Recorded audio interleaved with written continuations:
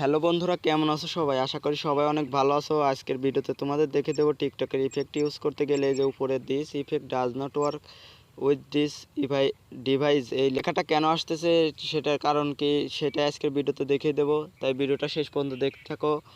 তার জন্য ভিডিওর সঙ্গেই থাকো, আর চ্যানেলে নতুন হয়ে থাকলে অবশ্যই চ্যানেলটাকে সাবস্ক্রাইব করে পাশে থাকবে। তার আগে অবশ্যই বন্ধুরা তোমরা এখান থেকে একটা স্ক্রিনশট নিয়ে রাখবে।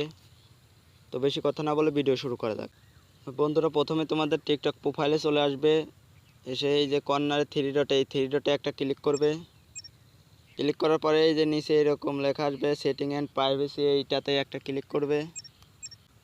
ক্লিক করার পরে এরকম একটা পেজ শো হবে। এখানে নিচে স্ক্রল করবে, নিচে স্ক্রল করে এখানে দেখো এই যে রিপোর্টে প্রবলেম, এই জায়গায় একটা ক্লিক করবে।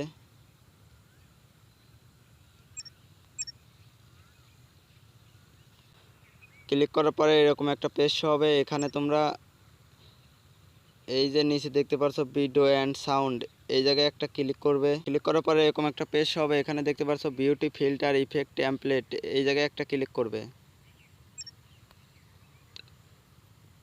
ক্লিক করার পর নিচে স্ক্রল করবে, নিচে স্ক্রল করার পর দেখতে পাচ্ছ এই যে এখানে ইউজিং ফিল্টার ইফেক্ট, এই জায়গায় একটা ক্লিক করবে। ক্লিক করার পরে এরকম একটা পেজ হবে। এখানে তোমরা বন্ধুরা অবশ্যই তোমরা এই যে নো, এই জায়গায় একটা ক্লিক করবে। নোতে ক্লিক করে দিবে। নোতে ক্লিক করার পরে এই যে নিচে নিড মোর হেল্প, এই জায়গায় একটা ক্লিক করবে।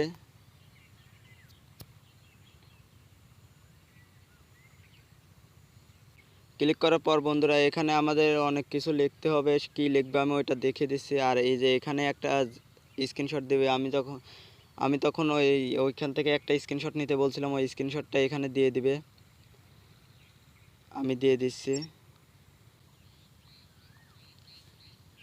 তো বন্ধুরা আমি স্ক্রিনশট দিয়ে দিছি। এখন এখানে আমি লিখে দেব। এখন আমি আগে থেকে লিখে রাখছিলাম, এখন পেস্ট করে দেব। পেস্ট করে দিছি। এই যে লেখাটা আমি দেখে দেই, বড় করে দেখে দেই। এই যে এখানে লিখবে hello TikTok, I can create a some effect use problem show me this effect does not work this device, please solve my problem, thank you. এটা লিখে সাবমিট করবে। এই সাবমিট বাটনে ক্লিক করবে। এই সাবমিট বাটনে ক্লিক করবে।